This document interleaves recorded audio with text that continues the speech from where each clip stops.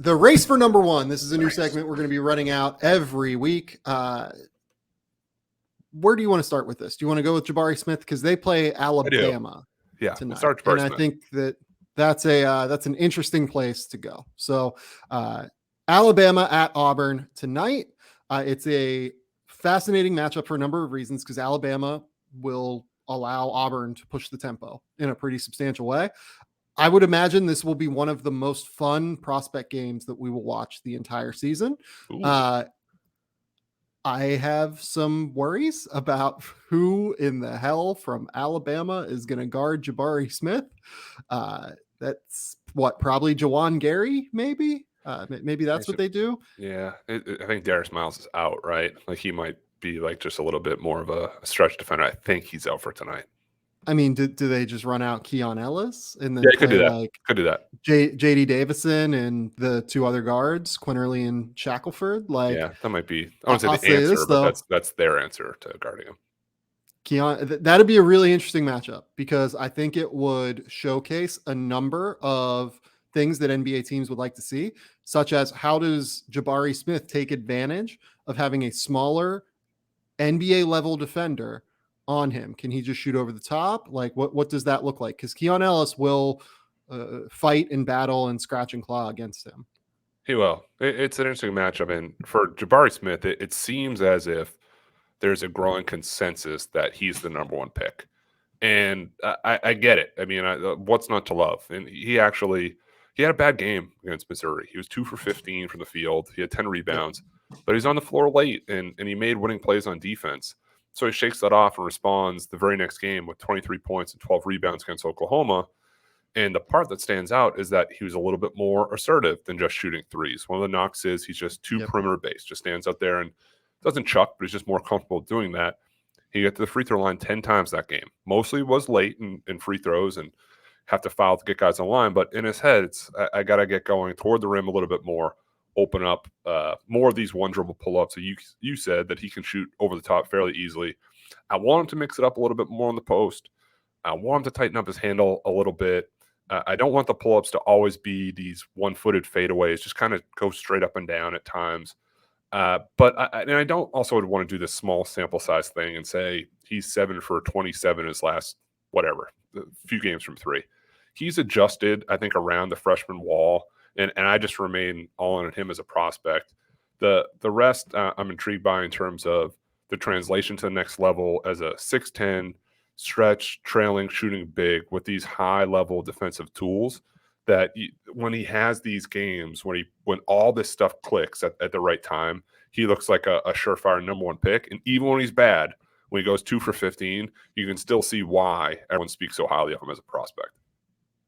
This is another situation as well defensively where we're going to get to see some really fun tape, I think, because Alabama will just put him in ball screens because they will have to. They'll prefer to put Walker Kessler in ball screens, but there will be situations where we see Jabari Smith, have to fight through these different actions that Alabama will put him through that look a lot like the same actions that NBA teams will put him through. So I'm excited to see that. I'm excited to see how Alabama deals with Walker Kessler to some extent.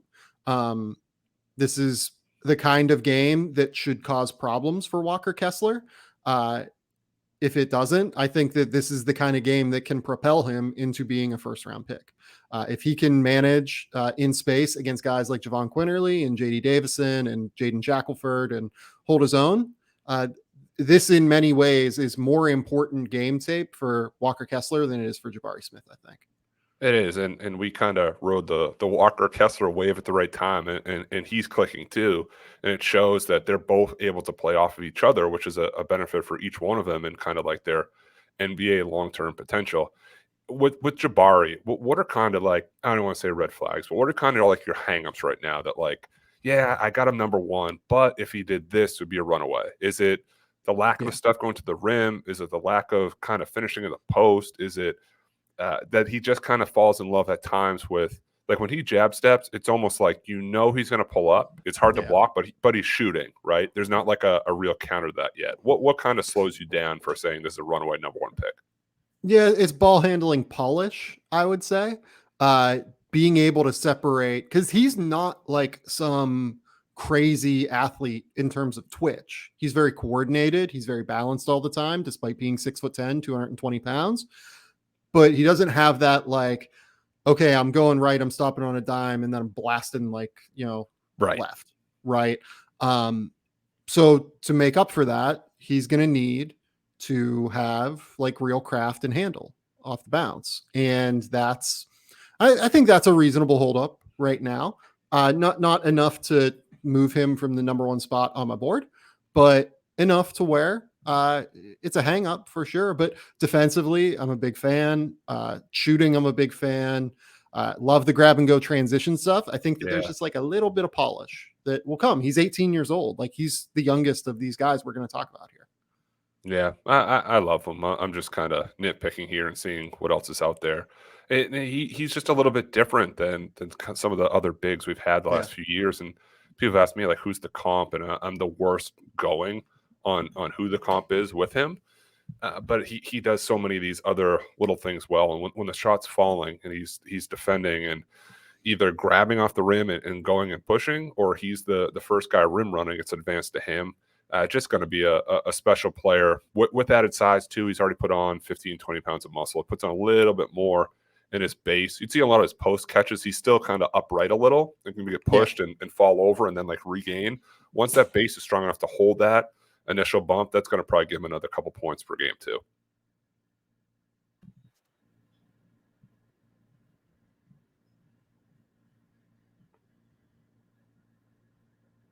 Okay. And Penny is back.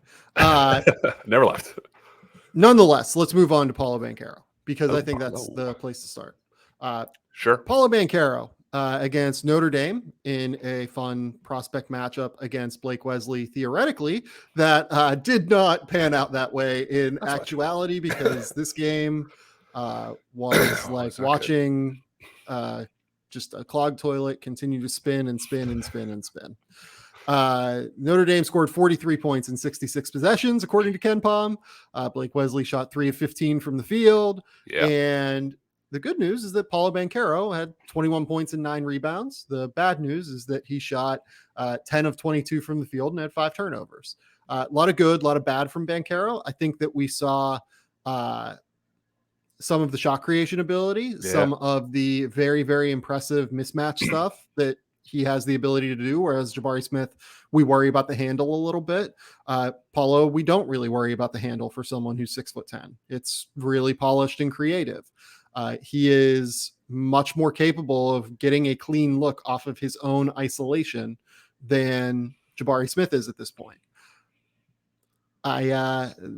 This game in general did not really do anything to assuage my concerns that the style of play that Paolo Banchero typically like employs, I guess, does kind of border on being problematic in terms of efficiency in the way that you project it to the next level.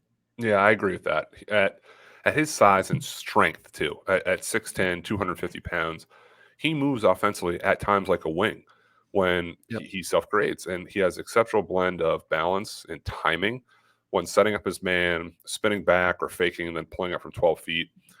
Here's the problem areas. First, in that Louisville game, which was last week, I think Saturday, he was 5 for 15, and he really struggled with the length of Malik Williams when he was guarding him.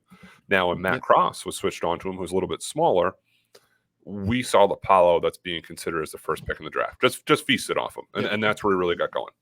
Versus Notre Dame, he started slow, and then he turned it on the second half to finish with 21 and 9, as you alluded to. But, and I talked to a couple NBA people about this today, he was overthinking on every catch beyond the three-point line. Notre Dame and Nate Laszewski at the time was giving him all this space, daring him to shoot. He wouldn't. And he took one of them, and he went 1 for 5. But by like the third time, he passed it up and ended up hitting a wing as a turnover. The camera panned to the Duke bench to Coach K, and even he's like, "Paul, shoot the ball. Like, shoot it. Like, what are you waiting for?" And then the post-game interview, Paul admitted, like, I was overthinking it. I got to cut loose a little bit more. The locker room saying shoot it. I got to get out of my head. I have no hesitation saying that he's going to be a solid NBA player. And I go far to saying that he could average 15, 16 points per game as a rookie. But the shot from three, it has to come around for me to place him kind of in the first tier of this draft with Paolo and Chet. And really to be a long-term high-level difference maker once he gets to the league. I'm not saying he can't be productive. I'm not saying he can't score. But if the scout is like, give this guy a ton of room because once he puts it on the floor, he can really slice and dice you. I'm just going to give him space similar to Notre Dame did and not let him get to his spots in the post. And then you're kind of like taking him out of what gets him going, because then once he scores a few of those, it opens everything up and the confidence rises, and then I'll take a three. But it can't be like all the space. Then you take a three, you're kind of hopping, hoping it goes in. It's flat, it's short. That has to come around. And I think it will, for what it's worth, which is why I do have him like in that tier, in that same tier with Chet and with Jabari. I will say, so Notre Dame game, 21 points on 22 shots with 5 turnovers. Louisville game, 11 points on 15 shots with 1 turnover. Clemson, 19 points on 15 shots with 4 turnovers. Syracuse, 15 points on 11 shots plus 4 free throw attempts, so 2 free throw shooting possessions, 2 turnovers. Florida State, that was his best game that I think he's played all year. They lost that game, which is fine, but I loved what he did against Florida State. He had 20 points on 11 shots. He got to the foul line a ton. He had 12 rebounds. He had 7 assists. He had 4 turnovers. He was outstanding in that game, I thought. But then you go NC State, another game where he was really good. 21 points on 11 shots, 4 free throw shooting possessions, 4 turnovers again. It's the game against Wake Forest where he was really, really good. 24 points on 23 shots.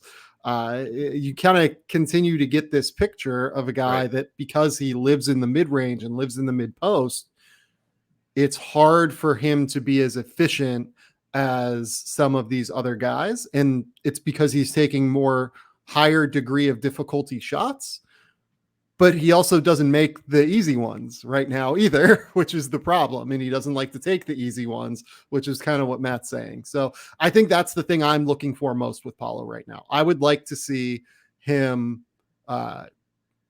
almost get better at the easy stuff. Like the hard stuff, he's really fucking good at. Like it's just getting better at the easy stuff. And you might think that that's like easy, right? Like that's the simple way to fix things. But like for some guys, it's not. No.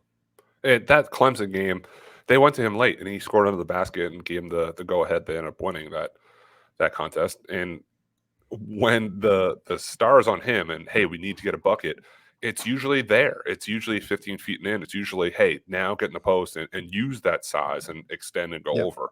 And when he has the confidence level, and like when he had that weak side block against Louisville where it's like kind of Mark Williams and Paolo like blocked it at the rim and it went sky high and he flew off the floor. He just has to do that more. And he's not taking the simplest shots. And that's why Chet Holmgren and some of these other guys are shooting 65% from the field, because all it is a dunk show or it's right there. Your percentage just naturally is going to go down from the mid-range. You take all of them. He hits them, and that's kind of like a misconception, like the mid-range shot's dead.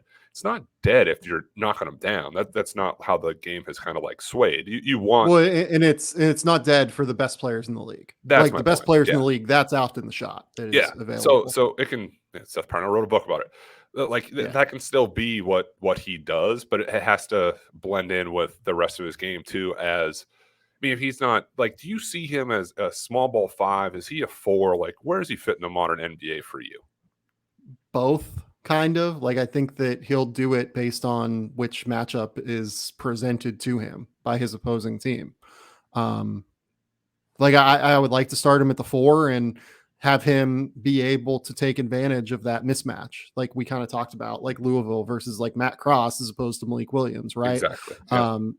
But to get the most out of him, you have to pair him in a very specific situation, like next to a Miles Turner, next to a Kristaps, like guys who can really protect the rim and shoot from 3 so that he can have that space in the mid-range to be able to attack. Fewer of those guys than what you would think around the league. Yeah, absolutely. Okay, now let's go to Chet Holmgren, which, like, honestly, I don't know how much time I want to spend on Chet because half the tape right now is just not very applicable to like NBA evaluation, unfortunately. Yeah, there's good stuff. There's a few good stuff. against Portland, he had 12 points, 11 rebounds, and 2 assists. He did not take a 2-point shot the entire game. Don't have to. Making threes. Don't I think, have to. too. Yeah. Yeah, he went 4 of 6 from 3. That's the thing that I think stands out most for me. I had some Absolutely. concerns early on this Yep. season that he was not shooting well. And frankly, I still want to see how he shoots in the NCAA tournament when things are sped up for him, right? Yeah. Because you look at his shooting against tier A and B teams, so the good teams that Gonzaga has played this season, 35% from 3 as opposed to the 45 that he's shooting right now. So I do want to see more of what he looks like in terms of when guys are rushing at him at high levels of athleticism. But I mean, fuck, the guy's shooting 46% from 3 right now. Yeah, Like, it's good. It's funny how a few made threes can turn the sample size on its head. And most of the right. country that hasn't followed Chet throughout his kind of grassroots high school career is seeing what I like to refer as the real Chet. He hits threes. He can pull up on the break. He counters and rips throughs and can get all the way to the rim. Last 3 games, he's 9 for 13 from 3. He's averaging double-digit rebounds and 2.5 blocks. This is also the San Francisco game was insane. Like he was he absolutely obliterated San Francisco. And at the same time, this is also sort of the buyer beware, evaluator beware stage, because since the new year, Gonzaga has beaten their last 6 opponents by an average of 29 points. And that's the good and the bad of the WCC. Even that San Francisco game, which you mentioned, San Francisco's good. They're 17-5 now. They beat them by 16. So I like that Chet's kind of bringing the whole thing back, showing everything that he has in his offensive tool set or bag or whatever you say. And this is by no means a shot at him. It's more of a commentary that we have to think about this lens and the level of competition we're viewing him from and with and against day in and day out. And we're really, from now until the tournament in March, there's not a lot of like blip ups here where this looks like what an NBA roster and what NBA personnel would be regarding him. There can be a few good individual matchups, but this is the buzzsaw part of the schedule where Gonzaga gets rolling, everyone gets really excited, and then when the competition kind of levels back out, where is he going to like push out of this thing? Yeah, like BYU is a really good offensive basketball team. BYU doesn't have anyone over 6'8", right? San Francisco is a really, really good basketball team. They have Jan Masalski and Patrick Tape, but neither of those guys are NBA players, right? No. They can't really bother Chet that much. St. Mary's is another team like this. Like they have actual like big dudes with some size, like Matthias Tass. He's their only guy that's over 6'7". Yeah. So like, you know, are you going to have Matthias Tass guard Drew Timme, who's going to try and like dominate you on the block, or are you going to have him guard Chet Holmgren, who's going to be out on the perimeter? You're probably going to have him guard Timme, and that's going to lead to some crazy mismatch with Chet, right? Like these teams in WCC, while they're really good this year, like there are 5 teams in the top 75 this year. It's the first time that I can remember anything like that in the WCC, but they're just not as deep in terms of the size and the front court. So the race for number 1 is interesting for a number of reasons. And I think that it's worth continuing to track and continuing to talk about these guys, even though, you know, they've been talked about to death, but sometimes, you know, this is how you kind of go about learning more. You just continue to have the conversation, right? So what's your tracker? We'll end the race for number 1 here. 1, 2, 3. What's our mood here? I would say Jabari. Yeah, Jabari, Chet, and Paolo. 1, 2, 3. What about you? Of those 3, that's where I am. Yes. Yeah. Okay. Next up, you wanted to talk about freshmen. I do. That gives us an opportunity to